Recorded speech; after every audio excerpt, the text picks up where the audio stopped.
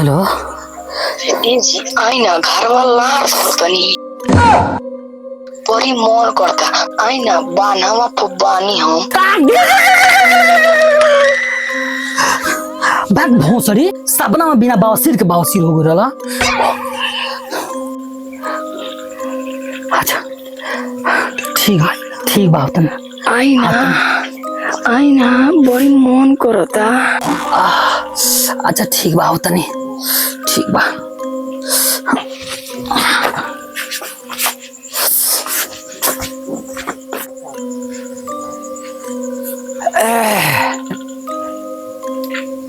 साला नब्बे रात हो गई बा, तीन धड़िया तो हेने आ गई बा।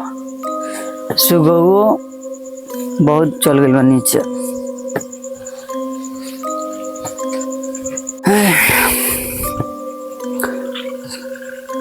बबू बबू बबू बबू अरे इतना रदिया गन कहाँ चल गई गड़िया लिवा में हो चाचा। चली तो इंदर की दीवार बबू बबू।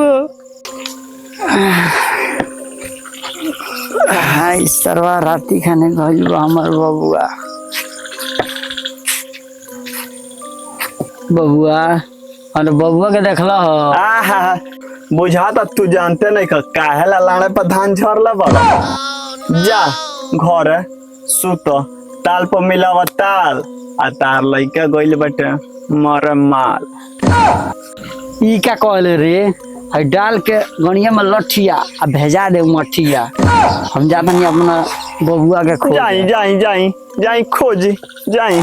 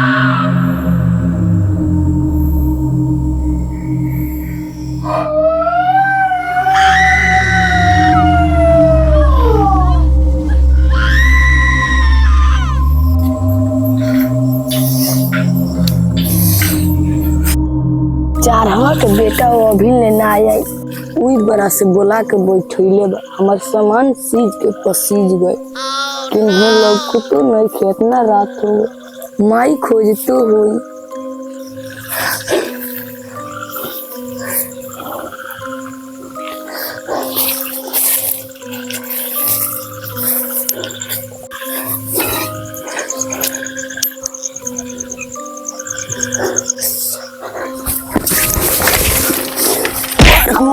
चारवा ये तो नहीं चढ़ाऊ नहीं लेटू को के अब घूपो घूपी करबो ई जे गार काट के हमर मोछर फुला देले बड़ा सुन बात भोसड़ी लेट सेल बन का एबार ड्यूटी कर जाए बा घूपी न करे बा। अब हट देखो त जा तोरा कितना खाइल आज ही खाइल बा घूपी करे कहता एक मुझसे कहे अब होने दो।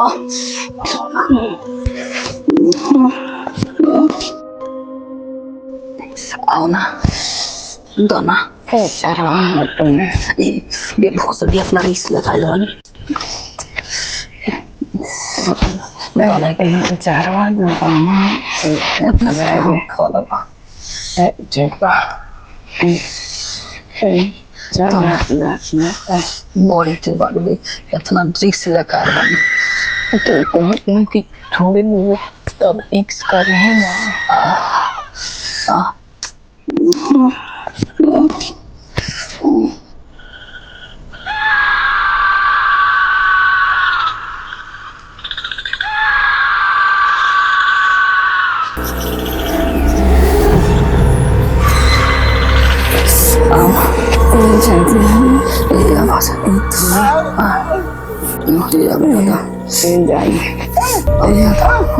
हम लोग नहीं करते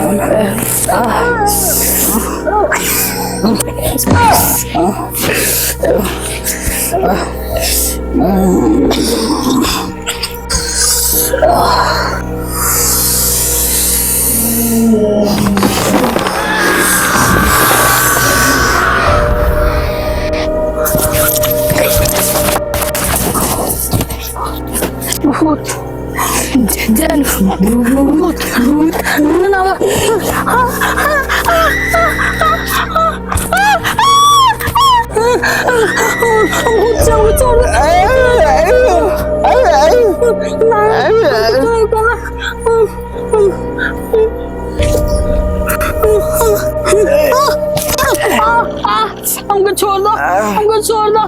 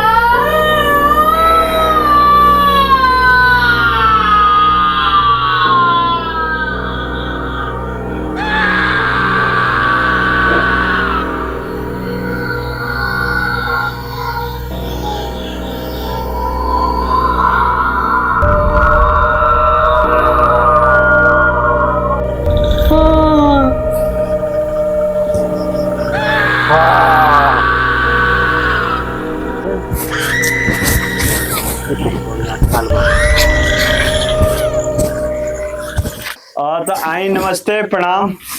हमनी के बानी जा रियल टैलेंट के पूरा टीम। अब ई बानी हमार कंपनी मालिक और निर्माता, ओकरा बाद से प्लस में एक्टर भी बानी जे बाप के किरदारी में निभौले बानी। आई जौन लड़का बानन, नमस्ते प्रणाम। और ई इनकर जौन लवर बनल बिया माल हमार, हमनी के माल हमार। दू जना बानी जौन भूत बानी ना। आई हमनी के कैमरामैन बनन नीतीश निराला। तो का कहे के बटे आप सब बोलिए। सबसे पहले सब भोजपुरिया दर्शकों के नमस्ते प्रणाम। आरो वालों से हाथ जोड़ के निवेदन बा कि देखिए हमनी के रात के बेरा 2 बजे था, हमनी के 2 बजे मेहनत कर 2 बजे ले बहुत ही दिलो जान से मेहनत कर। देखिए हमनी के चेहरा, हमनी के गेटअप देख के वालों के पता जरूर चल गल होई कि हमनी कितना मेहनत कैले बन जा। तो ई वीडियो कर लोग इथी भूलें जाना, जरूर ये वीडियो के देखें जा। और सबके प्यार दुलार आशीर्वाद देम जा। हमनी के सब भाई बहुत ही मेहनत कर बन जा। ये बार 2 बजे राती ले जाग के पूरा लोटा पोटा के हमनी के बहुत ही मेहनत कर जा। रउआ लोग वीडियो करना देखना तो दिल में ठेस पहुंची।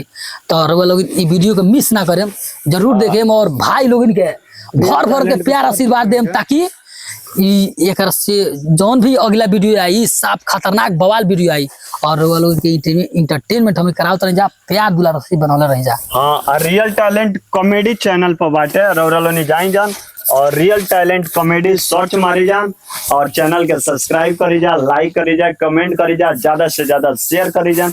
धन्यवाद, आशीर्वाद दीजिए, लव यू। देख ले जाए अखिया के चढ़ गइल बा, ढेर रात हो गइल नु।